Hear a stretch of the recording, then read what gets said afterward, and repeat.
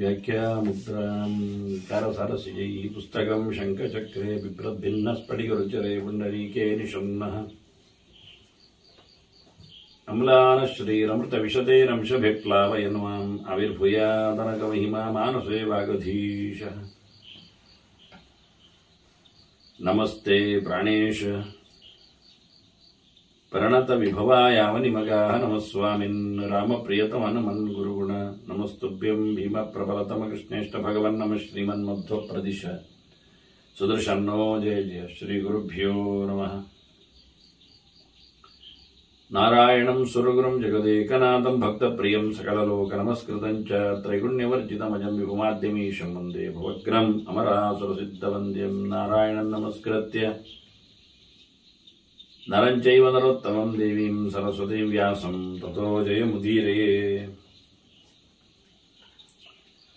ವೇದವ್ಯಾಸರ ಮಹಾಭಾರತದ ಚಿಂತಕರಿಗೆ ವಂದನೆಗಳು.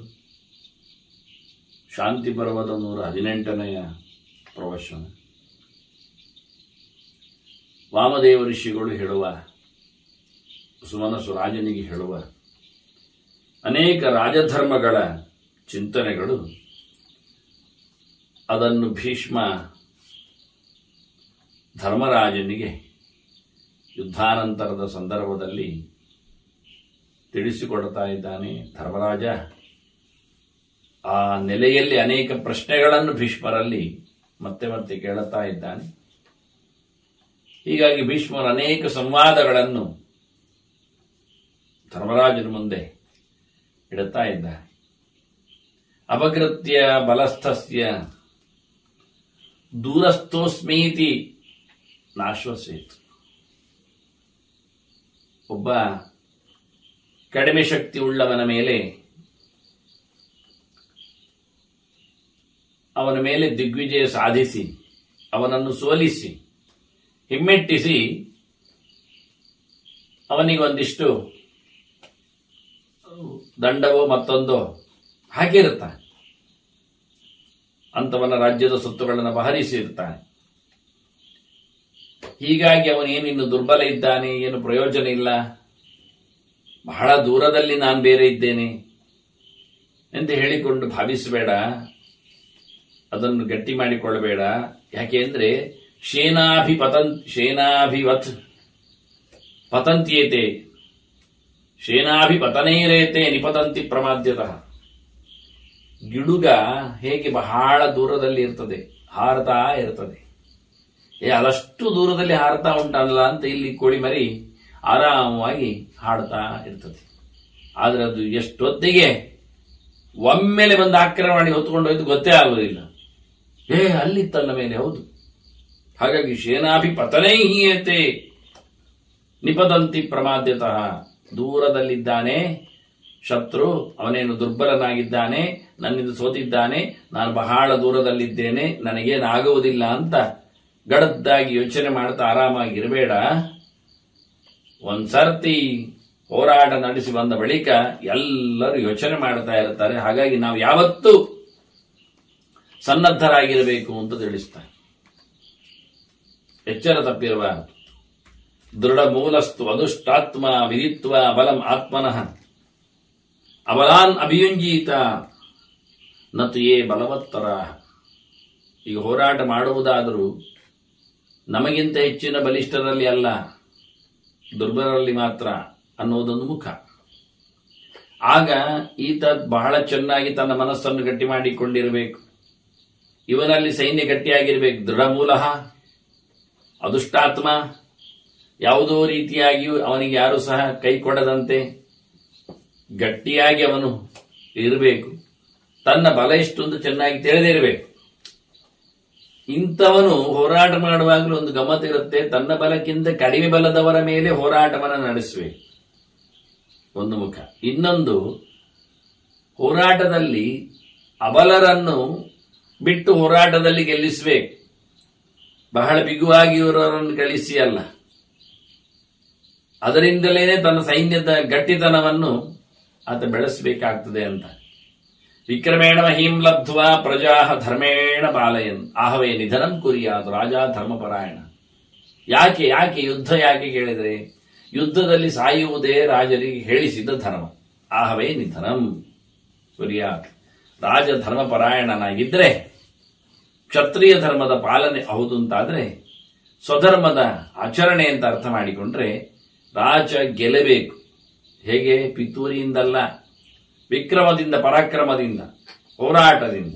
ಹೋರಾಟ ಮಾಡಿ ನೆಲವನ್ನು ಗೆದ್ದು ರಾಜ್ಯಭಾರ ಮಾಡಿ ಪ್ರಜೆಗಳನ್ನು ಧರ್ಮದ ನೆಲೆಯಲ್ಲಿ ನೋಡಿಕೊಂಡು ಹೋರಾಟದಲ್ಲಿಯೇ ಸಾಯುವಂಥದ್ದು ಕ್ಷತ್ರಿಯರಿಗೆ ಹೇಳಿಸಿದ ವಿಶೇಷವಾಗಿರತಕ್ಕಂತಹ ಮೌಲ್ಯಯುತವಾದ ಮರಣ ಅಂತ ಹೇಳ್ತಾರೆ. ಮತ್ತೆ ಸಾಯದೇ ಇರುವುದು ಎನ್ನುವುದೊಂದು ಸಂಗತಿಯೇ ಇಲ್ಲ, ಮಧ್ಯದಲ್ಲಿ ಒಂದು ವೇದಾಂತ ವಾಸ್ತವವಾಗಿ. ಮರಣ ಅಂತವಿದಂ ಸರ್ವಂ ನೇಹ ಕಿಂಚಿತ್ ಅನಾಮಯ. ಲೋಕದಲ್ಲಿ ಏನಾದರೂ ಸ್ವಸ್ಥವಾದದ್ದು ಸುಖಮಯವಾದದ್ದು ಅಂತ ಉಂಟ? ರೋಗಗ್ರಸ್ತ ಇಲ್ಲದ್ದು, ಹಾಳಾಗದೆ ಇರುವಂಥದ್ದು, ಶಾಶ್ವತ ಮೌಲ್ಯ ಉಳಿಯುವುದು ಯಾವುದೂ ಇಲ್ಲ.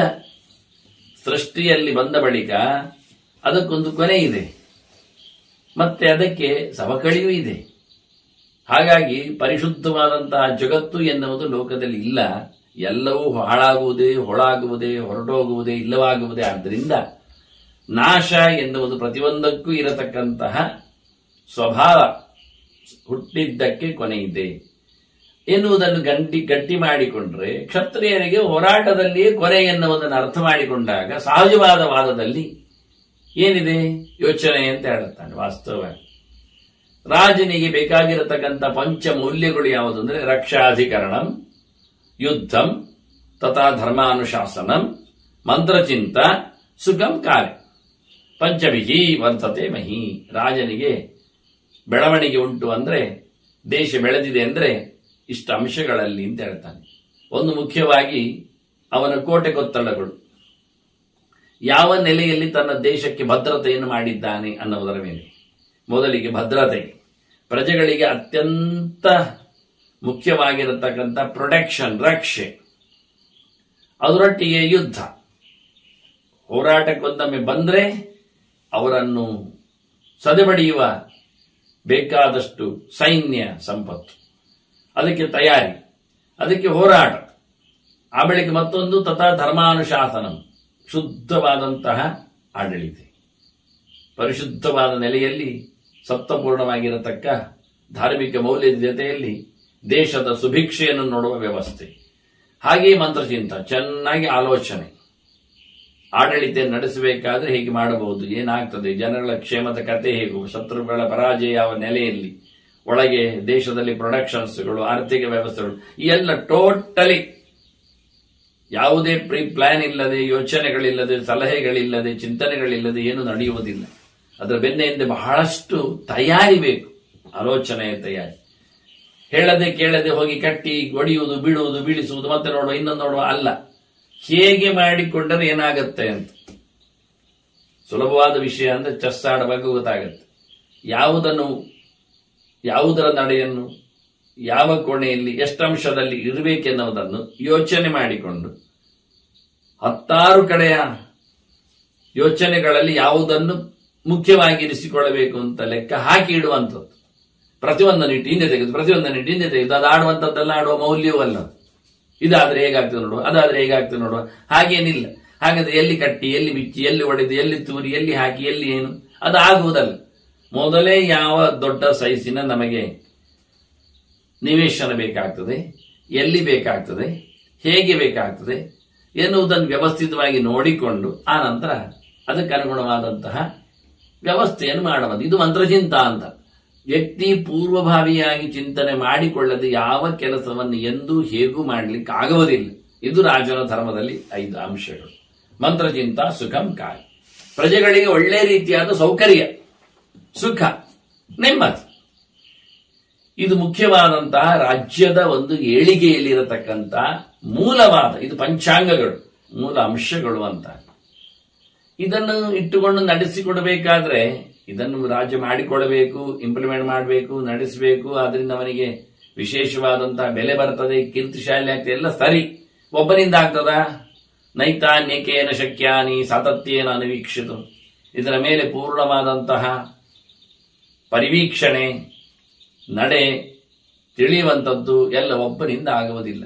ಬಹಳ ದೊಡ್ಡದಾದ ರಾಜ್ಯದಲ್ಲಿ ಬೇಕಾದಂತಹ ರಕ್ಷಣೆಗಳು, ಯುದ್ಧದ ವ್ಯವಸ್ಥೆಗಳು, ಜೊತೆಯಲ್ಲಿ ಚಂದವಾದಂತಹ ಆಡಳಿತ, ತಪ್ಪಿಲ್ಲದೆ ನ್ಯಾಯಯುತವಾದಂತಹ ಪ್ರಜೆಗಳಿಗೆ ಕ್ಷೇಮದ ವ್ಯವಸ್ಥೆ, ಅದೆಲ್ಲ ಮಟ್ಟಿನಲ್ಲಿ ಆಹಾರದ ನೆಲೆ, ನೀರಿನ ಸೌಕರ್ಯ, ಊಟದ ಕತೆ, ಅಂದ್ರೆ ಧೋದ ಧಾನ್ಯಗಳ ವ್ಯವಸ್ಥೆ, ಅಂಗಡಿ ಮುಂಗಟ್ಟುಗಳು, ಆರ್ಥಿಕ ವಾಣಿಜ್ಯ ಸಂಸ್ಥೆಗಳು, ವಿದ್ಯೆ, ಆರೋಗ್ಯ, ಇವೆಲ್ಲ ಬಂತು.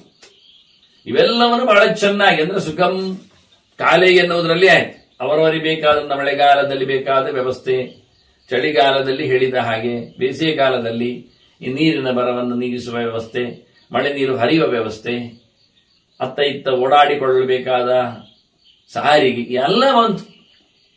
ಒಂದು 5 ವಿಷಯದಲ್ಲಿ ಎಲ್ಲವನ್ನು ರಾಜರ ಔಚಿತ್ಯವನ್ನು ತೋರಿಸಿಕೊಟ್ಟಿದ್ದನ್ನೆಲ್ಲ ಒಬ್ಬನಿಂದ ಮಾಡಲಿಕ್ಕೆ ಆಗುವುದಿಲ್ಲ. ಅದರ ಪರಿವೀಕ್ಷಣೆಗೆ ಅದಕ್ಕೆ ಆಗಿರತಕ್ಕಂಥ ವ್ಯವಸ್ಥೆ ಬೇಕಾಗ್ತದೆ ಎನ್ನುವುದನ್ನು ಒಪ್ಪಿಕೊಳ್ಳುತ್ತೆ. ಅದಕ್ಕೇನ್ ಮಾಡಬೇಕು? ಏತೇಷು ಆಪ್ತಾನ್ ಪ್ರತಿಷ್ಠಾತಿ. ಈ ಅಂಶಗಳಲ್ಲಿ ಬೇಕಾದವರನ್ನು, ತನ್ನವರನ್ನು, ತನಗಿಷ್ಟ ಆದವರನ್ನು, ಅಭಿಪ್ರಾಯವುಳ್ಳವರನ್ನು, ಪ್ರೀತಿಪಾತ್ರರನ್ನು ಅವರನ್ನು ನೆಲೆಗೊಳಿಸಿ ರಾಜಾ ಭುಂಕ್ತೆ ಚಿರಂಮೈ. ಅವರು ನಡೆಸುವ ಕಾರ್ಯಭಾರಗಳಿಂದ ಈ ರಾಜನಿಗೆ ಬಹಳ ಕಾಲದವರೆಗೆ ಆರಾಮವಾಗಿ ದೇಶವನ್ನು ನೋಡಿಕೊಳ್ಳಲಿಕ್ಕೆ ಆಗ್ತದೆ. ರಾಜ ಸೊತ್ತುಗಳನ್ನು ಬೇಕಾದಾಗಿ ಜನರಿಗೆ ಹಂಚಬೇಕು, ಕೊಡಬೇಕು, ಕಾಲಕ್ಕೆ ಅನುಗುಣವಾಗಿ. ದಾನ ಧರ್ಮಗಳಲ್ಲಿ ರಾಜ ರತನಾಗಿದ್ರೆ ದಾತಾರಂ ಸಮಿಭಕ್ತಾರಂ ಮಾರ್ದವೋಪಗತಂ ಶುಚಿಂ ಅಸಂತ್ಯಕ್ತ ಮನುಷ್ಯಂಚ ತಂ ಜನಾ ಕುರುವತೆ ನೃಪ. ರಾಜ ಅಂತ ಜನರ ಯಾರನ್ನು ಒಪ್ತಾರೆ ಕೇಳಿದ್ರೆ ಮೃದುವಾಗಿರಬೇಕು ಅವನು ಮನಸ್ಸಿನಲ್ಲಿ. ಕಠೋರವಾದ, ಕ್ರೂರವಾದ, ಕರಾಳವಾದ ಮುಖದವನನ್ನು, ಹೃದಯದವನನ್ನು, ಕಠಿಣವಾದಂತಹ ಮನಸ್ಸಿನವನೆಲ್ಲ ರಾಜ ಅಂತ ಒಪ್ಪಿಕೊಳ್ಳುವುದಿಲ್ಲ. ತುಂಬಾ ಸಾಫ್ಟ್ ಆಗಿ, ಮೃದುವಾಗಿ, ಜನರ ಮೇಲಿನ ಧೋರಣೆಗಳು ಬಹಳ ಚಂದವಾಗಿ, ಯಾವತ್ತು ನೋಡಿದ್ರು ತುರ್ತು ಪರಿಸ್ಥಿತಿಯನ್ನು ಹಾಕುವುದು, ಎಲ್ಲ ಅವರ ಸೊತ್ತುಗಳನ್ನು ಮುಟ್ಟುಗೋಲು ಹಾಕುವುದು, ಏಕಪಕ್ಷೀಯವಾಗಿ ದೃಢ ನಿರ್ಧಾರವನ್ನು ತಗೊಂಡು ಒಮ್ಮೆಲೆ ಇದ್ಯಾವುದು ಮಾಡದ ಅತ್ಯಂತ ಮೃದುತನದಿಂದ ರಾಜ್ಯಭಾರವನ್ನು ಮಾಡುವವ, ಮತ್ತೆ ಒಳ್ಳೆ ರೀತಿಯಾದ ಶೌಚ, ಮಡಿವಂತಿಕೆಯನ್ನು, ಮನಸ್ಸಿನ ಮಾತಿನ ಎಲ್ಲ ರೀತಿಯ ಮಾರ್ಧವವನ್ನು, ಮಡಿವಂತಿಕೆಯನ್ನು ಕಾಪಾಡಿಕೊಳ್ಳುವವ, ಶುದ್ಧ ಮನಸ್ಕನು, ಶುದ್ಧ ಚಾರಿತ್ರ್ಯನು. ಅದರೊಟ್ಟಿಗೆ ಮುಖ್ಯವಾಗಿ ಎಲ್ಲ ಸೊತ್ತುಗಳನ್ನು, ಕೋಶದ ವ್ಯವಸ್ಥೆಗಳನ್ನು, ಇವನ್ನೆಲ್ಲ ಎಲ್ಲರಿಗೂ ಸರಿಯಾಗಿ ಹಂಚುವವನು. ಬೇಕಾದಾಗಿ ಸರಿ ಅಂದ ತಕ್ಷಣ ಬಹಳ ಚೆನ್ನಾಗಿತ್ತು, ತುಂಬಾ ಗೌಜಿತ್ತು. ಊಟಕ್ಕೆ ಕೂತಾಗ ಉಂಡೆಯನ್ನು, ಲಾಡನ್ನು ತಂದು ಹಾಕಿದ್ರು. ಎಲ್ಲ ಮಂದಿ ಊಟಕ್ಕಿದ್ದಾರೆ, ಎಲ್ಲ ಜನರು ಇದ್ದಾರೆ, ಎಲ್ಲರಿಗೂ ಒಂದು ಅಂತ ಹಾಕುವ ನೆಲೆಯಲ್ಲಿ ಹಾಕಿಬಿಟ್ಟರೆ ಏನಾಯಿತು ಅಂದ್ರೆ, ಒಂದು ಸಣ್ಣ ಮಗು ಕೂತಿದೆ, ಅದಕ್ಕೆ ಆ ಒಂದು ದೊಡ್ಡ ಉಂಡೆ ಬೇಡ, ತಿಂತಾ ಇಲ್ಲ, ಅದು ತಿನ್ಲಿಕ್ಕೆ ಆಗ್ತಾ ಇಲ್ಲ ಅದಕ್ಕೆ. ಅದೇ ಒಬ್ಬ ಚಂದವಾಗಿ ಇಡೀ ದಿನ 10-12 ಗಂಟೆ ದುಡಿಯುವವಿದ್ದಾನೆ, ಅವನಿಗೆ ಆ ಒಂದು ಉಂಡೆ ಸಾಲದು, ಆಗ್ಲಿಲ್ಲ. ಸರ್ ಅವನಿಗೋಸ್ಕರ 2 ಹಾಕುವ, ಈ ಮಗು ಗಲಾಟೆ ಮಾಡ್ತಾ ಉಂಟು, ನನಗೂ 2 ಹಾಕು. ಅವನಿಗೆ 2ರಲ್ಲಿ ಆಗೋದಿಲ್ಲ, ಅವನಿಗೆ 8 ಬೇಕಾಗುತ್ತೆ ಅಂತ. 8 ಆಗಿಬಿಟ್ರೆ ಮಗು ಹೇಳ್ತಾನೆ ನನ್ಗೆ 8 ಇರಲಿ. ಈಗೇನು ಮಾಡುವ? ಅದಕ್ಕೇನು ಮಾಡುವ? ಎಲ್ಲರಿಗೂ ಒಂದೇ, ಈ ಸಮಾನತೆಯನ್ನು ಒಂದೇಯನ್ನು ಹಾಕುವ ವಿಧಾನೆಗೆ ಅವ್ರಿಗೆ ಸರಿಯಾಯ್ತಾ? ಈ ಒಂದು ತಿನ್ನುವ ಮೂಲಕ ದೊಡ್ಡವನಿಗೆ ಏನೂ ಆಗ್ಲಿಲ್ಲ, ಒಂದು ಹಲ್ಲಿನ ಎಡೆಯಲ್ಲಿ ಸಿಕ್ಕಿ ಬಿದ್ದಾಗ ಆಯ್ತು. ಮಗುವಿಗೆ ಆದ್ರೆ 1 ಹಾಕುವುದರಿಂದ ಅರ್ಧ ಮುಕ್ಕಾಲು ಊಟ ಆದಾಗ ಆಗ್ತದೆ. ಏನ್ ಮಾಡುವ ಅಂದ್ರೆ ಅದಕ್ಕೆ ವ್ಯವಸ್ಥೆ ಮಾಡಿದ್ರು. ಅದರ ಸೈಜಿನಲ್ಲಿ ವ್ಯವಸ್ಥೆ. ಆ ದೊಡ್ಡವನಿಗೆ ದೊಡ್ಡ ಉಂಡೆ, ಸಣ್ಣವನಿಗೆ ಸಣ್ಣ ಉಂಡೆ, ಮಗುವಿಗೆ ಅತಿ ಚಿಕ್ಕದು. ಈಗ ಎಲ್ಲರಿಗೂ ಸಮಾನವಾದ ಹಂಚಿಕೆ ಆಯಿತು. ಅವರವರ ಗಾತ್ರದಂತೆ ಅವರವರಿಗೆ ಉಂಡೆ ಕೊಡುವ ಮೂಲಕ ಅವನಿಗೆ ದೊಡ್ಡ ಉಂಡೆ ಹಾಕಿದ್ರಿಂದ ಅದರಲ್ಲಿ ಅವನಿಗೆ ತೃಪ್ತಿ ಆಯಿತು, ಹೊಟ್ಟೆ ತುಂಬಿತು. ಈ ಮಗುವಿಗೆ ಅದರದ್ದೇ ಗಾತ್ರದಲ್ಲಿ ಬಂದದ್ರೆ ಅದಕ್ಕೂ ಖುಷಿ ಆಯಿತು. ಹೀಗಾಗಿ ಏರುಪೇರು ಆಗಲಿಲ್ಲ, ಹೆಚ್ಚು ಕಡಿಮೆ ಆಗಲಿಲ್ಲ. ಇದು ಉಲ್ಲೇಖ ಸಮಿಭಕ್ತಾರಂ, ಚೆನ್ನಾಗಿ ಅರಮನೆಯ ಸೊತ್ತನ್ನು ಏಕಪಕ್ಷೀಯವಾಗಿ 10% ಅಂತಲ್ಲ, ಎಲ್ಲಿ ಯಾರಿಗೆ ಎಷ್ಟರ ಕೊರತೆ ಇದೆ, ಈಗ ಮಾತ್ರೆಯನ್ನು ಹಂಚುವುದು ಅಂತಾಗಿದೆ. ಯಾರಿಗೆ ಹಂಚುವುದು? ಎಲ್ಲರಿಗೂ ಎಷ್ಟೆಷ್ಟು 5 ಮಾತ್ರೆ. ಯಾಕೆ? ಪ್ರತಿಯೊಂದು ದಿನ ತಗೊಳ್ಲಿಕ್ಕೆ, ಮತ್ತೆ ಶನಿವಾರ ಆದಿತ್ಯ ರಜೆ, ಬರ್ಲಿಕ್ಕಿಲ್ಲ, ತಿನ್ಲಿಕ್ಕಿಲ್ಲ. ಅಲ್ಲ, ರೋಗ ಇದ್ರೆ ಮಾತ್ರ ಅಲ್ಲ ಈ ಮಾತ್ರೆ ತಿನ್ಬೇಕಾದ್ದು. ಹೌದು, ಮತ್ತೆ ಎಲ್ಲರಿಗೂ ಹಂಚುವುದು ಎಲ್ಲಿಗೆ? ಅದು ಸರಿ. ಒಬ್ಬನಿಗೆ ಸ್ವಲ್ಪ ಕಾಯಿಲೆ ಉಂಟು, ಮತ್ತೊಬ್ಬನಿಗೆ ಅದ್ರ ಬಿಗಡಾಯಿಸಿ ಉಂಟು. ಈಗೇನ್ ಮಾಡುವ? ಇವನಿಗೆ 1 ಮಾತ್ರ ಸಾಕಾಗ್ತದೆ ದಿನಕ್ಕೆ, ಅವನಿಗೆ 3 ಹೊತ್ತಿಗೆ 3 ಬೇಕಾಗ್ತದೆ. ಅದು ಕೊಡುವುದಿಲ್ಲ, ನಾವು ಒಂದಂತೆ ಕೊಡುದು. ಇದು ಆಗುವುದಾ? ಅದನ್ನ ರೋಗಕ್ಕೆ ತಕ್ಕಂತೆ ಔಷಧ ಎಲ್ಲರಿಗೂ ಒಂದೇ ಬಗೆ ಅಲ್ಲ, ಹಸುವಿಗೆ ತಕ್ಕಂತೆ ಊಟ ಎಲ್ಲರಿಗೂ ಒಂದೇ ಬಗೆ ಅಲ್ಲ. ಯೋಗ್ಯಗೆ ತಕ್ಕಂತೆ ಕೆಲಸ. ಎಲ್ಲರೂ ಒಂದೇ ಬಗ್ಗೆ ಅಲ್ಲ, ಎಲ್ಲರೂ ಒಂದೇ ಕೆಲಸ ಮಾಡಿ ಎಲ್ಲರೂ ರಸ್ತೆಯನ್ನು ಅಗಿಯುವುದೇ ಅಂದ್ರೆ ಮತ್ತೆ ನೋಡಿಕೊಳ್ಳುವರು ಯಾರು? ಅದನ್ನ ಯೋಗ್ಯತೆಗೆ ತಕ್ಕಂತೆ ವೃತ್ತಿ, ಇವನ್ನೆಲ್ಲವನ್ನು ಅದಕ್ಕೆ ಸಮಯವಕ್ತಾರಂ ಸರಿಯಾಗಿ ರಾಜ ವ್ಯವಸ್ಥೆ ಮಾಡುತ್ತಾ ಇದ್ದರೆ ಮತ್ತೆ ಅವನನ್ನು ಒಪ್ಪಿಕೊಂಡು ಬಂದವರನ್ನು ಶರಣಾಗತರನ್ನು ಬಿಡದವನಾಗಿ ಅಂತವರಿಗೆ ಇಂಬು ಕೊಡುವವನಾಗಿದ್ದರೆ ಅಂತವರನ್ನು ಜನ ರಾಜ ಅಂತ ಕರೀತಾರೆ. ಜನ ರಾಜನನ್ನು ಮಾಡ್ತಾರೆ. ತನ್ನ ಜನ ಕುರುತೆ ನೃಪಂ, ಅಂತವನನ್ನು ರಾಜರು ಅಂತವರನ್ನು ಜನರು ರಾಜನನ್ನಾಗಿಸ್ತಾರೆ.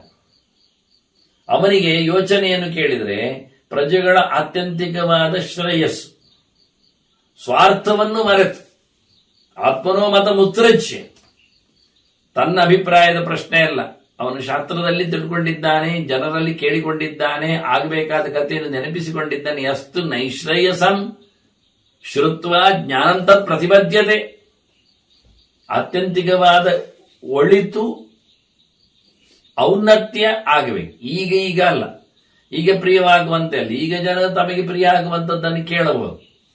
ತಮಗೆ ಒಂದಂಕಿ ಲಾಟರಿ ಮಾಡಲಿ, ಜೂಜಿಕಟ್ಟೆ ಕೊಡ್ಲಿ, ಕುದುರೆ ರೇಸನ್ನು ಸರ್ಕಾರ ನಡೆಸಲಿ, ಅಲ್ಲಿ ಕೇಳಬಹುದು. ಮದ್ಯವನ್ನು ಆದಷ್ಟು ದಾರಿ ಮಧ್ಯದಲ್ಲೇ ಮಾರುವಂತೆ ಮಾಡಲಿ ಅಂತ ಮಾಡಬಾರ್ದಿವ ರಾಜ. ಅದಕ್ಕೆ ರಾಜ ನೈಶ್ರೇಯಸಿಕಂ ಶುತ್ವ ಜ್ಞಾನಂ ತತ್ ಪ್ರತಿಬದ್ಧತೆ, ಅವನು ಅತ್ಯಂತ ಶ್ರೇಯಸ್ಕರವಾದ ಸಂಗತಿಗಳನ್ನು ಜನರಿಗೆ ಏನು ಮಾಡಿದ್ರೆ ಆಗ್ತದೆ ಚೆನ್ನಾಗಿ ತಿಳ್ಕೊಂಡು ತನ್ನ ಅಭಿಪ್ರಾಯವನ್ನೇ ನಡೆಸದೆ, ತನಗಿಷ್ಟ ಆಗುವುದನ್ನೇ ಮಾಡದೆ, ಪ್ರಜೆಗಳ ಇಷ್ಟ ಏನಾಗಿದೆ ಇದು ಕೆಲಮೆ ಇದೆ. ಅತಿಥಿಗಳು ಬಂದಾಗ ಅವರಿಗೆ ಉಣಬಡಿಸಬೇಕು ಅಂತ ಹೇಳಿ ಭಕ್ಷ್ಯ ಭೋಜ್ಯಗಳನ್ನು ಪಾಯಸಾದಿಗಳನ್ನು ಮಾಡುವುದು ವಿಧಾನ ಉಂಟು. ಈತ ಮಾಡಲೇ ಇಲ್ಲ. ಮತ್ತೇನು ಮಾಡಿದ್ದಾನೆ? ಏನೋ ಉಪ್ಪಿನಕಾಯಿ ಮಾಡಿದ್ದಾನೆ, ಇನ್ನೇನು ಮೊಸರು ಗೊಜ್ಜೆಲ್ಲ ಮಾಡಿ ಇಟ್ಟುಕೊಂಡಿದ್ದಾನೆ, ಕೂತಿದ್ದಾನೆ. ಬಂದವರಿಗೆಲ್ಲ ಅದನ್ನೇ ಆಗ್ತಾ ಇದ್ದಾನೆ. ಎಲ್ಲ ನೋಡ್ತಾ ಇದ್ದಾರೆ ಆತಿಥ್ಯ ಮಾಡುವಾಗ, ಊಟ ಮಾಡುವಾಗ, ಏನಿದೆಲ್ಲ ಯಾವುದೇ ಐಟಮ್ಸ್ಗಳಿಲ್ಲ ಹೇಗೇನು ಅಂತ. ಮತ್ತೆ ಹೇಳ್ತಾನೆ ಯಜಮಾನ, ನಮ್ಮ ಮನೆಯಲ್ಲಿ ಎಲ್ಲ 2-3 ಜನರಿಗೂ ರೋಗವೇ, ಅವರಿಗೆ ಪಥ್ಯ, ಅವರಿಗೆ ಎಣ್ಣೆಯಲ್ಲಿ ಕರೆದದ್ದಾಗುವುದಿಲ್ಲ, ಸ್ವೀಟಲ್ಲಿ ತಿಂದರೆ ಆಗುವುದಿಲ್ಲ, ಮತ್ತೆ ಖಾರ ಕಟ್ಟೆಗೆ ತಿಂದವರಿಗೆ ರೋಗದಲ್ಲಿ ದೇಹದಲ್ಲಿ ಯಾವುದೇ ಇಂದ್ರಿಯಗಳು ಗಟ್ಟಿತನ ಇಲ್ಲ. ಅದಕ್ಕೋಸ್ಕರ ನಾನು ಈಗ ಚಪ್ಪೆ ಊಟ ಮಾಡಿದ್ದೇನೆ, ನಿಮಗೆ ಹಾಕಿದ್ದೇನೆ. ಇದು ಬಂದವರೇನು ರೋಗಿಗಳ ಹಾಗೆ ತಿನ್ಲಿಕ್ಕೆ, ಪಥ್ಯದ ಊಟ ಮಾಡಿಕೊಳ್ಳಿಕ್ಕೆ ಉಪ್ಪು ಹಾಕದ್ದು, ಚಪ್ಪೆ ಆಗಿರುವಂಥದ್ದು, ಒಗ್ಗರಣೆ ಕೊಡದ್ದು ಎಲ್ಲ ಪ್ರಯೋಜನ ಆಗಲಿಲ್ಲ. ಅಂದ್ರೆ ನಾವು ಹೇಗಿದ್ದೇವೆ, ನಾವು ಸರಿ ಇಲ್ಲ ಅಂತ ಆದ್ರೆ, ನಮಗೆ ಪಥ್ಯ ಔಷಧ ಇದ್ರೆ ಬಂದವರಿಗೆ ಅದನ್ನೇ ಕೊಡುವುದು ಸರಿ ಮಾಡುವುದಲ್ಲ. ಅದರಿಂದ ಪ್ರಜೆಗಳಿಗೆ ಯಾವುದು ಆತ್ಯಂತಿಕವಾದ ಶ್ರೇಯಸ್ಸಿನ ಕಥೆ ಎಂದು ತಿಳ್ಕೊಂಡು ಅದರಲ್ಲಿ ಒಂದಿಬ್ಬರು ಅದು ಬೇಡ ಇದೊಂದು ಹೇಳಬಹುದು, ಅದು ಅವರಿಗೆ ಇಷ್ಟವಾದ ಅದಲ್ಲ, ನಿಜವಾಗಿ ಒಳ್ಳೆಯದು ಯಾವುದಾಗ್ತದೆ ಅದನ್ನು ಮಾಡಬೇಕು. ಅದು ರಾಜನಿಗೆ ಅದು ಅಹಿತವಾಗಿದ್ರು ಅಥವಾ ರಾಜನಿಗೆ ಅದರ ಬೆನಿಫಿಟ್ ಇಲ್ಲ ಅಂತ ಆದ್ರೂ ಅದನ್ನು ತೊರೆದು ಹೀಗೆ ಮಾಡಿದಾಗ ಜನ ಇಷ್ಟಪಡ್ತಾರೆ. ತಮ್ಮ ಲೋಕಃ ಅನುವಿಧೀಯತೆ, ಅದಕ್ಕೆ ಪ್ರಜೆಗಳ ಓಟು ಇದೆ. ಲೋಕ ಒಪ್ತದೆ, ಅದ ಇಷ್ಟಪಡ್ತದೆ ಇಂಥ ರಾಜನನ್ನು. ಅವನ ಹೇಗಿರುತ್ತೆ? ಯಹ ಅರ್ಥಕಾಮಸ್ಯ ವಚನಂ ಪ್ರಾತಿಕೂಲ್ಯನ್ನ ಮನುಷ್ಯತೆ. ದುಡ್ಡು ಮಾಡೋ ವಿಧಾನಗಳಿಗೋಸ್ಕರ ದುಡ್ಡು ಪಡೆಯತಕ್ಕಂಥ ಒಬ್ಬ ವ್ಯಕ್ತಿ ಕೂತು ಅವನ ಅರ್ಥಕಾಮ ಇದ್ದಾನೆ, ಅವನಿಗೆ ಧರ್ಮಕಾಮ ಅಲ್ಲ. ಅವ ದುಡ್ಡು ಮಾಡುವುದು ಹೇಗೆ? ಅವನ ಮಾತನ್ನು ಹೇಳುತ್ತಾನೆ ರಾಜನ, ಹೀಗೆ ಮಾಡುವ, ಹೀಗೆ ದುಡ್ಡು ಬರ್ತದೆ, ಬಹಳ ಚೆನ್ನಾಗಿರೋದು ಅಂತವ್ರು ಸುಮಾರು ಜನ ಇರ್ತಾರೆ, ಕಿವಿ ಊದುವವರು. ಹೀಗೆ ಮಾಡಿದ್ರೆ ದುಡ್ಡು ಆಗ್ತದೆ, ಹಾಗೆ ಮಾಡಿದ್ರೆ ಆಗ್ತದೆ ಅಂತ ಬಹಳ ಚೆನ್ನಾಗಿರ್ತದೆ. ಅದಕ್ಕೆ ಹೇಳುತ್ತಾನೆ, ದುಡ್ಡು ಮಾಡುವ ವಿಧಾನದ ಗೆರೆಗಳನ್ನು ರಾಜ ಕೇಳಬಾರದು. ಯಾಕೆ? ಪ್ರಾತಿಕೂಲ್ಯ ಆತ ನಮೃಷ್ಯ, ಪ್ರಜೆಗಳಿಗೆ ಅದು ವಿರೋಧ ಆಗ್ತದೆ, ಚೆನ್ನಾಗಿ ಆಗುವುದಿಲ್ಲ. ಬೊಕ್ಕಸ ತುಂಬಿಸುವುದೇ ರಾಜನ ಒಂದು ದೊಡ್ಡ ಕೆಲಸ ಅಲ್ಲ ಏನಾದರೂ. ಹಾಗಾಗಿ ಯಾರು ಅದು ಸರಿಯಾಗುವುದಿಲ್ಲ ಅಂತ ತಿಳ್ಕೊಂಡು ಒಂದೊಮ್ಮೆ ಇಷ್ಟಪಡುವುದಿಲ್ಲ. ತಮ್ ಲೋಕಃ ಅನುವಿಧೀಯತೆ, ಅಂತ ರಾಜನನ್ನು ಜನ ಇಷ್ಟಪಡ್ತಾರೆ, ಒಳ್ಳೆದಾಗಿದೆ ಅಂತ.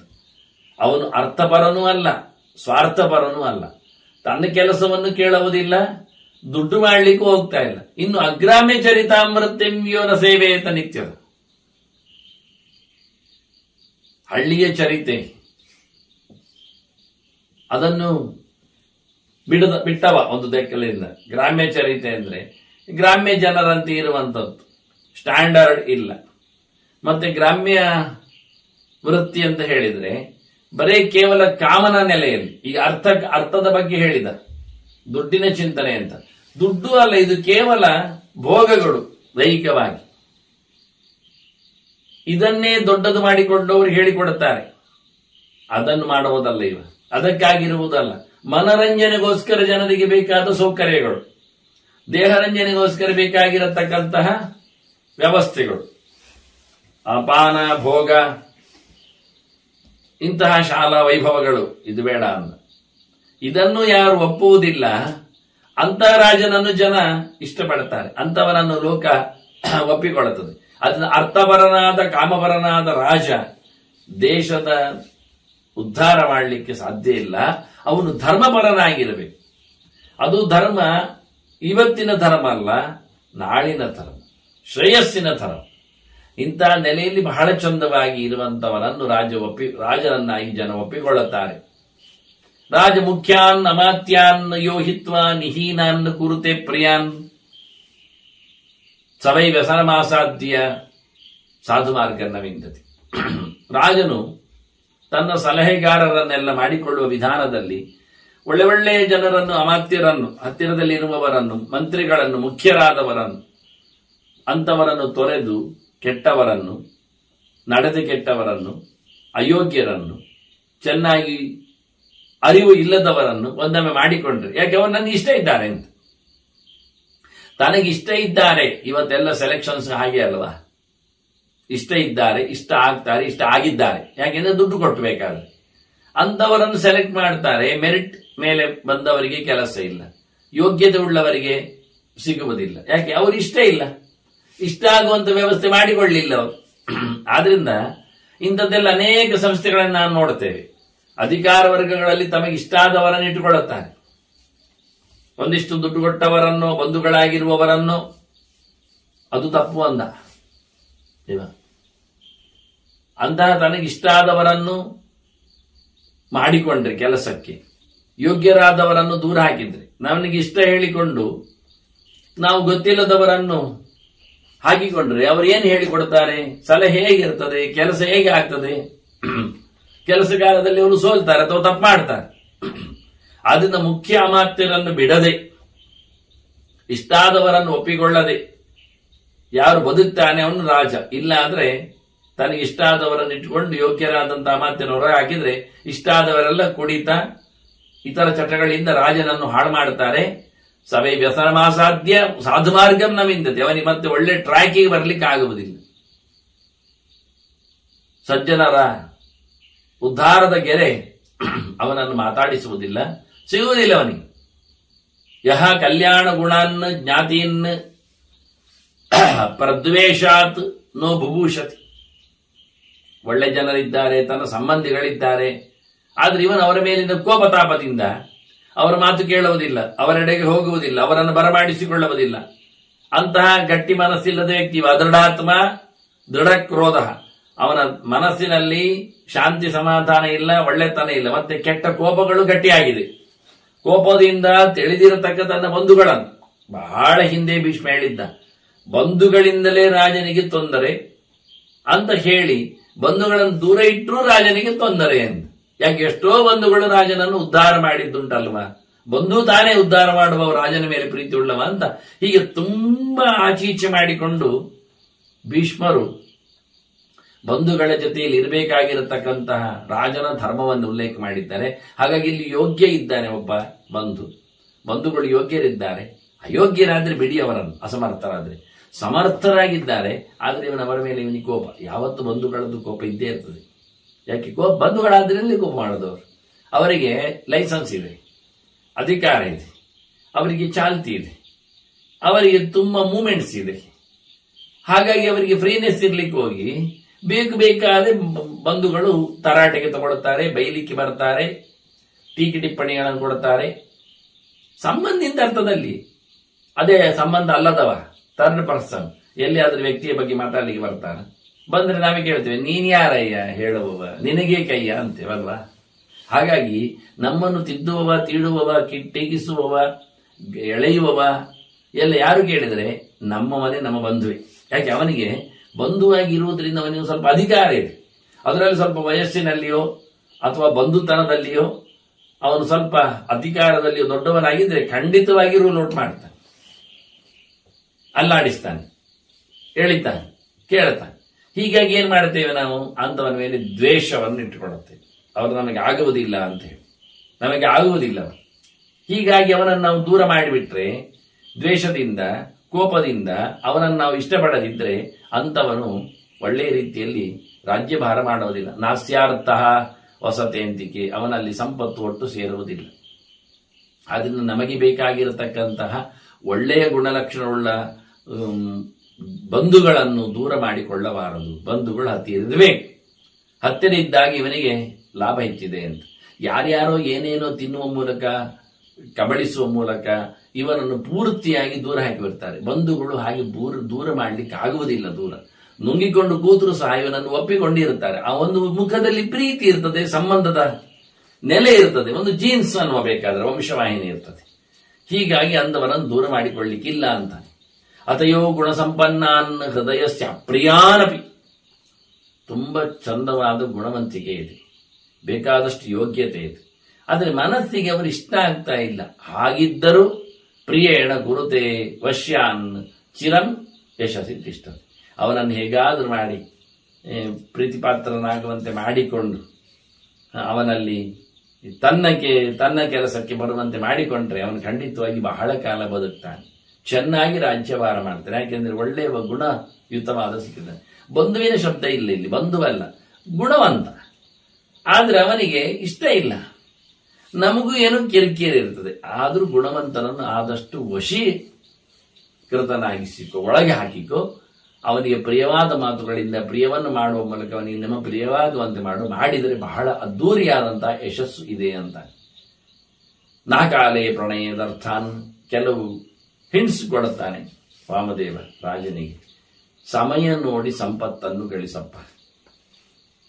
ಯಾವುದೋ ದೇಶದಲ್ಲಿ ದುರ್ಭಿಕ್ಷೆ, ಬರ, ನೆರೆ ಅಥವಾ ಯಾವುದೋ ಕಾಯಿಲೆ, ಏನೋ ಇನ್ನಿತರ ಹಾವಳಿಗಳು, ಕಾಡು ಪ್ರಾಣಿಗಳದ್ದು, ಕ್ರಿಮಿಕೀಟಗಳದ್ದು, ಇಂಥ ಹೊತ್ತುಗಳಲ್ಲಿ ಎಲ್ಲ ವಾಣಿಜ್ಯಕ್ಕೋ ವ್ಯಕ್ತಿಗಳಿಗೋ ಟ್ಯಾಕ್ಸ್ ಹಾಕಿಯೋ ಕರ ಹಾಕಿಯೋ ವಸೂಲಿ ಮಾಡಿಯೋ ಬೊಕ್ಕಸವನ್ನು ಬೆಳೆಸಲಿಕ್ಕೆ ನೋಡಬೇಡ. ಸಮಯ ನೋಡಿ ಸಂಪತ್ತನ್ನು ಬೆಳೆಸಬೇಕು, ಜನರಲ್ಲಿ ಕೇಳಬೇಕು, ವಸೂಲಿ ಆಗಬೇಕು. ನಾಪ್ರಿಯೇ ಜಾತು ಸಂಜ್ವರೆ, ಮತ್ತೆ ಹಾಳು ಬಂದಾಗ, ಸಮಸ್ಯೆ ಬಂದಾಗ, ಕೆಟ್ಟದಾದಾಗ, ಆಗದ್ದು ನಡೆದಾಗ ಎಲ್ಲ ತತ್ತರಿಸಿ ಹೋಗಬಾರದು, ಕಳವಳಗೊಳ್ಳಬಾರದು, ರೋಗಗ್ರಸ್ತನಾಗಿ ಬಿದ್ದುಕೊಳ್ಳಬಾರದು. ಮನಸ್ಸು ಗಟ್ಟಿಯಾಗಿರಬೇಕು, ದೇಹವನ್ನು ಕ್ಷಮಾಶೀಲನನ್ನಾಗಿಸಬೇಕು. ಮತ್ತೆ ಒಳ್ಳೆದಾದಾಗ ಪ್ರಿಯೇನ ಅತಿಪುರುಷ ಸಂತೋಷ, ಭಾರಿ ಘೋಷಿ ಮಾಡುದು, ಒಳ್ಳೆದಾದ ತಕ್ಷಣ ಖಂಡಾಬಟ್ಟೆ ಗಮ್ಮತ್ತು ಮಾಡುವುದು, ಇದೆಲ್ಲ ಬೇಡ. ಒಳ್ಳೆದಾದಾಗಲು ಬೀಗಬೇಡ, ಕೆಟ್ಟದಾದಾಗಲು ಕೊರಗಬೇಡ. ಸಮನಾದ ಸ್ಥಿತಿಯಲ್ಲಿ ಬದುಕಬೇಕಾಗುತ್ತೆ. ಇದೆಲ್ಲ ಕೆಲವು ಟಿಪ್ಸ್ಗಳು, ಬದುಕುವ ರೀತಿಗಳು, ಮೊನೋಪೋಲಿಗಳು, ಮನಸ್ಸಿನ ವ್ಯವಸ್ಥೆಗಳು. ಯುಂಜೀತ ಆರೋಗ್ಯ ಕರವಣಿ, ಇದು ದೊಡ್ಡ ಗೆರೆ ಎಲ್ಲರಿಗೂ. ನೋಡಿ, ಇದು ರಾಜನಿಗೆ ಮಾತ್ರ ಅಲ್ಲ. ಸಂಪತ್ತನ್ನು ಒಟ್ಟು ಮಾಡಿಕೊಳ್ಳುವಾಗ ಅದಕ್ಕೊಂದು ವ್ಯವಸ್ಥೆ ಇರ್ತದೆ. ಅಕಾಲದಲ್ಲಿ ದುಡ್ಡನ್ನು ಒಟ್ಟು ಮಾಡಿಕೊಳ್ಳಿಕ್ಕೆ ಹೋಗಬೇಡ.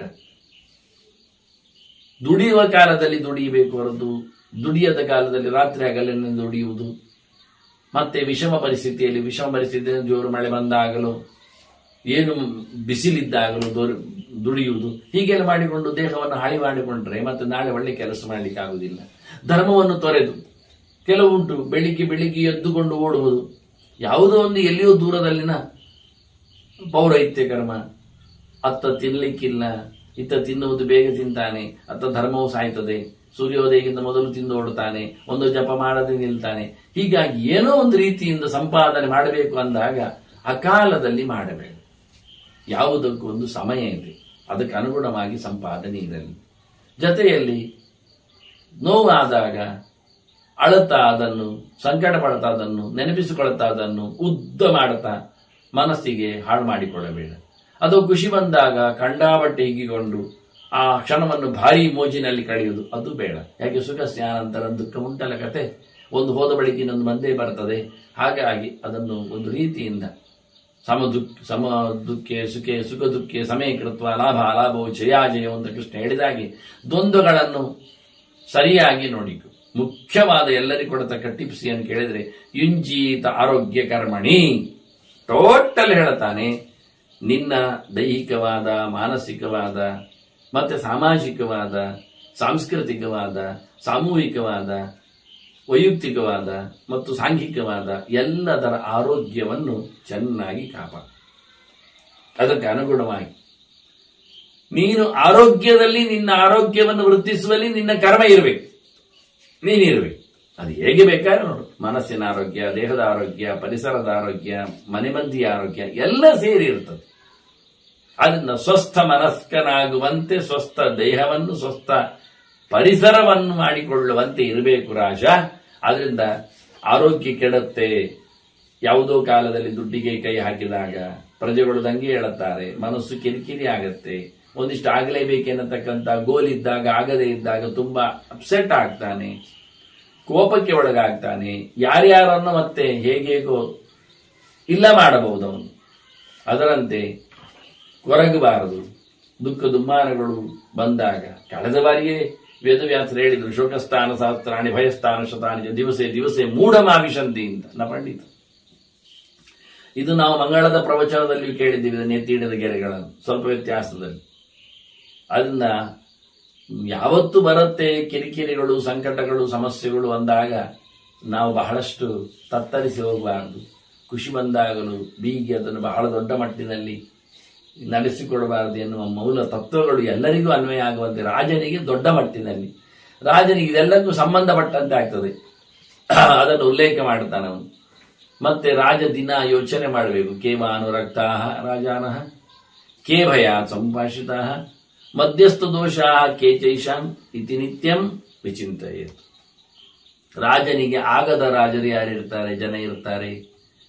ಆಗುವವರು ಹೇಗಿದ್ದಾರೆ, ನನ್ನನ್ನು ಸೇರಿಕೊಂಡವರು ಯಾರೆಲ್ಲ ಏನು, ಮತ್ತೆ ಆಚೆಗೂ ಅಲ್ಲಿ ಈಚೆಗೆಲ್ಲ ನಡುವನಲ್ಲಿದ್ದವರು ಮಧ್ಯಸ್ಥರು ಇರ್ತಾರೆ. ಅವರ ದೋಷ ಏನು, ಯಾಕೆ ಹಾಗೆ ಮಧ್ಯಸ್ಥರಾದರು, ಏನನ್ನು ಅವರಿಗೆ ತಿಳ್ಕೊಳ್ತಾರೆ, ಇದನ್ನೆಲ್ಲ ಚೆನ್ನಾಗಿ ಯೋಚನೆ ಮಾಡಬೇಕು. ಆಗುವವರು ಅಂದ ತಕ್ಷಣ ಬ್ಲೈಂಡ್ಲಿ ಅವರನ್ನು ಎಕ್ಸೆಪ್ಟ್ ಮಾಡುವುದು ಅಲ್ಲ. ಆಗದವರು ಅಂದಾಗ ಅದನ್ನು ಏಕಾಏಕಿಯಾಗಿ ದೂರ ತಳ್ಳುವುದಲ್ಲ.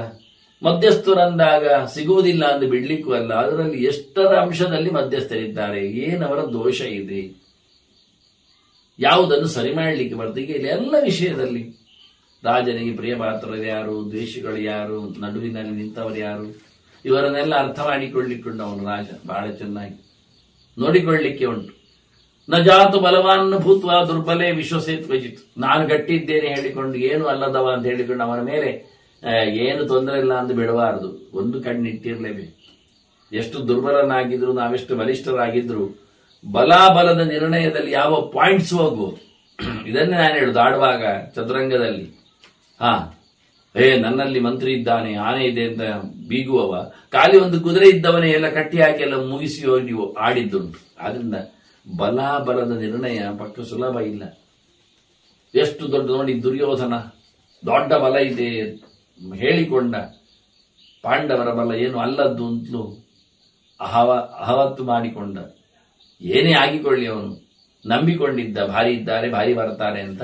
ಆದ್ರೇನಾಯ್ತು, ಅದನ್ನ ಬಲಿಷ್ಠ ಇದ್ದೇನೆ ಅಂತ ಬಹಳಷ್ಟು ಕೊಚ್ಚಿಕೊಳ್ಳದೆ ದುರ್ಬಲ ಇದ್ದಾನೆ ಅಂತ ಹೇಳಿ ಅವನನ್ನು ನೆಗ್ಲೆಕ್ಟ್ ಮಾಡ್ಲಿಕ್ಕೆ ಹೋಗಬೇಡ.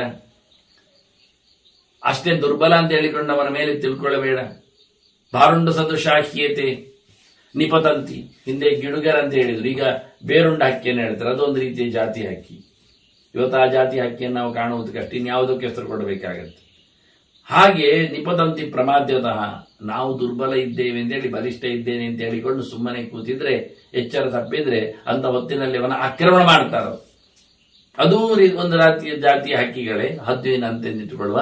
ಹಾಗಾಗಿ ಹಿಂದೆ ಹೇಳಿದಾಗೆ ಹದ್ದು ಒಂದು ಆಡುತ್ತಿರುವ ಕೋಳಿಯ ಮರಿಯ ಮೇಲೆ ಅಂಗಳದಲ್ಲಿದ್ದಾಗ ಒಮ್ಮೆಲೆ ಒಂದು ಹಾರಿ ಎತ್ತಿಕೊಂಡು ಹೋಗುವುದಿಲ್ಲವ, ಅಥವಾ ನೀರಿನಲ್ಲಿ ಆಡುತ್ತಿರತಕ್ಕಂಥ ಮೀನನ್ನು ಅಷ್ಟು ಮೇಲಿಂದ ಎತ್ತರದಿಂದ ಹಾರಿ ಒಮ್ಮೆಲೆ ಕಾಲಲ್ಲಿ ಹಿಡಿದು ಹೊತ್ಕೊಂಡು ಹೋಗುವುದಿಲ್ವ?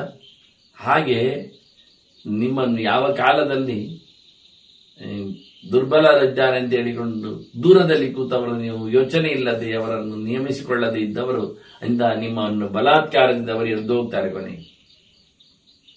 ಅಪಿ ಸರ್ವಗುಣೈರಿಯುಕ್ತಂ ಭರ್ತಾರಂ ಪ್ರಿಯಮಾದಿನಂ, ವಿಶೇಷವಾಗಿ ಅವಿದೃಕ್ಯತಿ ಪಾಪಾತ್ಮ, ಒಂದೊಮ್ಮೆ ಒಳ್ಳೆ ರಾಜನನ್ನು ದೇಶಕ್ಕೆ ಹಿತ ಮಾಡ್ತಾನೆ, ಪ್ರಾಮಾಣಿಕವಾಗಿದ್ದಾನೆ. ಅದರ ಜೊತೆಯಲ್ಲಿ ಎಲ್ಲ ಗುಣಗಳು ಅವನಲ್ಲಿ ಉಂಟು.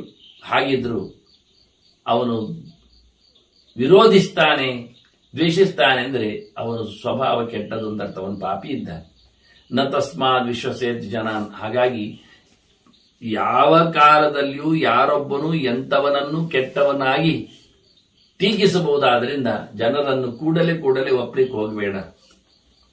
ಜನರು ಯಾವ ಕಾಲದಲ್ಲಿ ಎಷ್ಟು ಬದಲಾಗ್ತಾರೆ, ಯಾವ ಧರ್ಮಗಳಿಂದ ಏನನ್ನು ತಿಳಿಸಿಕೊಡ್ತಾರೆ ಗೊತ್ತಾಗುವುದಿಲ್ಲ.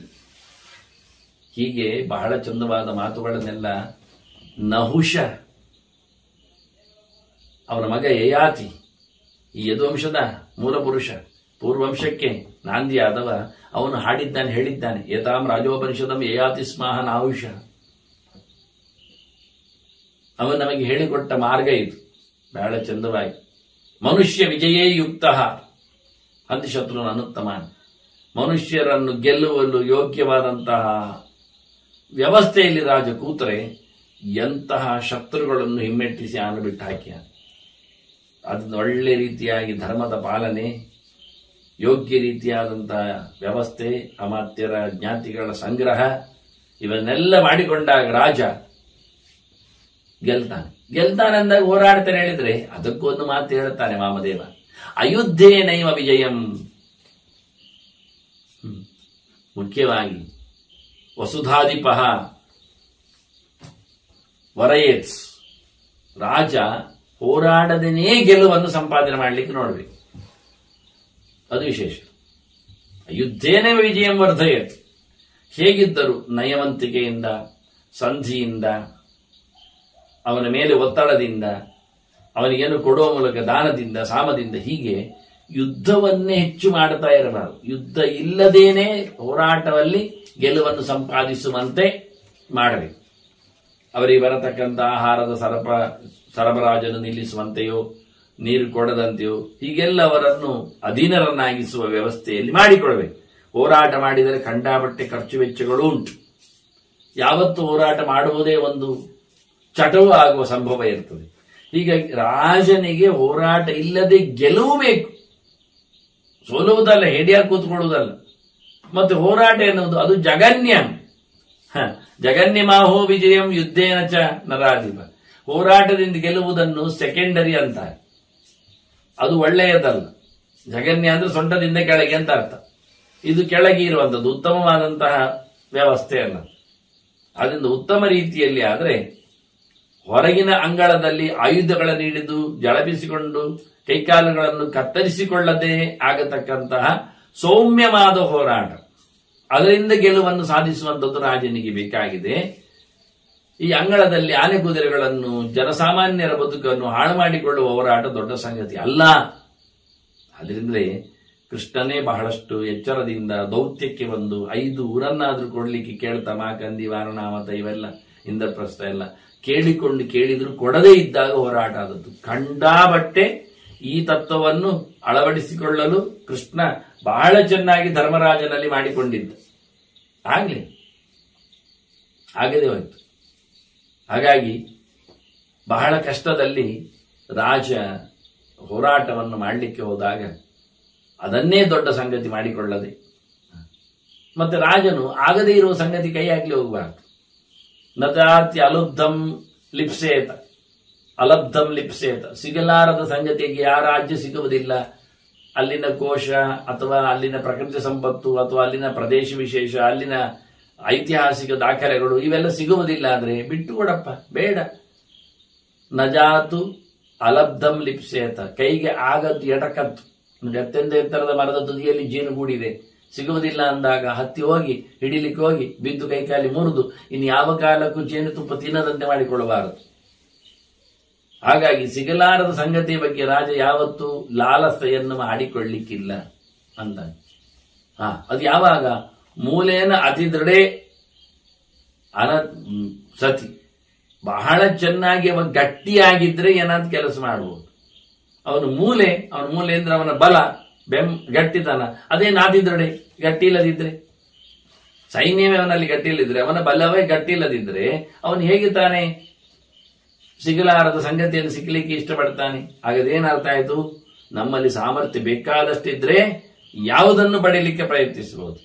ಇಲ್ಲದೇ ಇದ್ರೆ ಸಿಗಲಾರದ ದುರ್ಲಭವಾದ ಬಹಳ ಕಷ್ಟದಲ್ಲಿ ಪಡೆಯಬಹುದಾದ ಸಂಗತಿಯನ್ನು ಬಿಟ್ಟುಕೊಡುವುದು ಒಳ್ಳೆಯದು ಅಂತ, ಆಗ್ಲಿಕ್ಕೆ ಹೋಗಬಾರದು ಅಂತ. ಈ ರೀತಿಯಾಗಿ ಬಹಳ ಚೆನ್ನಾಗಿ ನಹಿ ದುರ್ಬಲ ವಾಸ್ತವವಾಗಿ ರಾಜ್ಞ ಲಾಭ ವಿವರ್ತತೆ. ಬಹಳವಾದಂತಹ ಬಲ ಇಲ್ಲದೆ ಹೋದಲ್ಲಿ ರಾಜನಿಗೆ ಯಾವ ಲಾಭವೂ ಆಗುವುದಿಲ್ಲ. ದುರ್ಬಲನಾದ ರಾಜನಿಗೆ ದುರ್ಬಲ ಬಲ ಉಳ್ಳವನಿಗೆ ದುರ್ಬಲ ಮೂಲಸ್ಯ, ಅವನ ಮೂಲ ಬಲಗಳು ಅವನಲ್ಲಿರತಕ್ಕಂತಹ ಬೇಸಿಕ್ ಏನು ಹೇಳ್ತೇವೆ ನಾವು, ಆಹಾರದ ವಿಷಯ ಇರಬಹುದು, ಆರೋಗ್ಯದ ವಿಷಯ ಇರಬಹುದು, ದೇಶದಲ್ಲಿ ಇರತಕ್ಕಂತಹ ಜನರ ಅಥವಾ ಸೇನೆಗಳ ಇವೆಲ್ಲ ವಿಷಯದಲ್ಲಿ ಅವನಿಗೆ ಬಲ ಇಲ್ಲ ಅಂತ ಆದ್ರೆ ನಹಿ ದುರ್ಬಲ ಮೂಲಸ್ಯ ರಾಜ್ಞ ಲಾಭ ವಿವರ್ತತೆ. ಅಂತ ರಾಜನು ಬಹಳ ದೊಡ್ಡ ಮಟ್ಟಿನ ಲಾಭ ಮಾಡಲಿಕ್ಕೆ ಹೋಗಬಾರ್ದು. ದೊಡ್ಡ ಮಟ್ಟಿನ ವಾಣಿಜ್ಯ ವ್ಯವಹಾರಗಳಲ್ಲಿ ಲಾಭಕ್ಕಾಗಿ ನಾವೇನು ಇನ್ವೆಸ್ಟ್ ಮಾಡಲಿಕ್ಕೆ ಹೋಗ್ತೇವೆ, ಎಂಥ ಸಂದರ್ಭದಲ್ಲಿ ಅಲ್ಲಿನ ಶ್ರೀಮಂತ ವರ್ಗದವರನ್ನು ಕಂಡರೆ ಮಾತ್ರ, ಇದ್ರೆ ಮಾತ್ರ. ಸ್ಲಮ್ ಏರಿಯಾಗಳಲ್ಲಿ ಇವನು ದೊಡ್ಡ ಬಿಸಿನೆಸ್ ಮಾಡುತ್ತೇನೆ ಅಥವಾ ದೊಡ್ಡ ಹೋಟೆಲ್ ಹಾಕ್ತೇನೆ ಅಂದ್ರೆ ಯಾರು ಬರ್ತಾರೆ, ಎಲ್ಲಿ ಲಾಭ ಆಗುತ್ತೆ? ಆದ್ರಿಂದ ಎಲ್ಲಿ ಏನನ್ನ ಹಾಕಬೇಕು ಅಂತ ಗೊತ್ತಿರಬೇಕಲ್ಲ. ಹಾಗೆ ಮೂಲವೇ ದುರ್ಬಲನಾಗಿದ್ದ ರಾಜ ದೊಡ್ಡ ಸಂಗತಿಯನ್ನು ಪಡೀಲಿಕ್ಕೆ ಹೋಗಬಾರದು, ಲಾಭಕ್ಕೆ ಇಳಿಬಾರದು ಅಂತದ್ದು ನೋಡಿಕೊಳ್ಳಬೇಕು. ಬಲಿಷ್ಠನಾದ ರಾಜನಲ್ಲಿ ಬಲ ಮೂಲದಿಂದ ಇದ್ದಲ್ಲಿ ಮಾತ್ರವೇ ರಾಜ ಬೆಳೆಯಬಲ್ಲ, ಲಾಭದೆಡೆಗೆ ಹರಬಲ್ಲ. ಅದರಿಂದ ಲೋಭ ಲಾಭ ಇವೆಲ್ಲ ರಾಜರು ಇಟ್ಟುಕೊಳ್ಳದೆ, ಅದಕ್ಕೆ ಬಹಳ ಬಾರಿ ಹಿಂದೆ ಭೀಷ್ಮ ಹೇಳಿದ್ದ, ಮಧ್ಯಸ್ಥನಾಗಿ ರಾಜ ಮಧ್ಯಮ ವರ್ಗದವರಂತೆ ಬದುಕಿಕೊಂಡಾಗ ಆಗತ್ತೆ ಅಂತ. ಆಗ ದೇಶ ಅವನ ಕೈಗೆ ಸಿಗುತ್ತೆ, ದೇಶದವರು ಹೋಗ್ತಾರೆ. ನಮ್ಮ ಪ್ರಧಾನ ವ್ಯಕ್ತಿ ಎಷ್ಟು ಹಗುರವಾಗಿ ಬದುಕ್ತಾನೆ, ಎಷ್ಟು ಪ್ರಜೆಗಳಿಗೋಸ್ಕರ ಕ್ಷೇಮಕ್ಕೋಸ್ಕರ ದುಡಿತಾನೆ ಅನ್ನುವುದರ ಮೇಲೆ ಜನ ಗಮನಿಸಿ ತಾವು ಹಾಗೆ ಇರಲು ಇಷ್ಟಪಡುತ್ತಾರೆ. ಹೀಗಾಗಿ ತಮ್ಮ ದುಡ್ಡು ಹಾಳಾಗ್ತಾ ಇಲ್ಲ ಎನ್ನುವ ನೆಲೆಯಲ್ಲಿ ರಾಜರ ಭೋಗವನ್ನು ಅರಿತು ಜನರು ಕ್ಷೇಮವನ್ನು ಪಡಿತಾರೆ. ಹೀಗೆ ರಾಜ ಬಹಳ ಚಂದವಾಗಿರಬೇಕು. ಇನ್ನೂ ಕೆಲವು ಮಾತುಗಳ ಜೊತೆಯಲ್ಲಿ ವಾಮದೇವ ವಸುಮನಸ್ಸು ರಾಜನಿಗೆ ಹೇಳಿದ ಸಂಗತಿಗಳನ್ನು ಭೀಷ್ಮ ಶರಮಂಚದಲ್ಲಿ ಇರುವವ ಕೃಷ್ಣ ಪ್ರವೇಶದಿಂದ ಬಹಳಷ್ಟು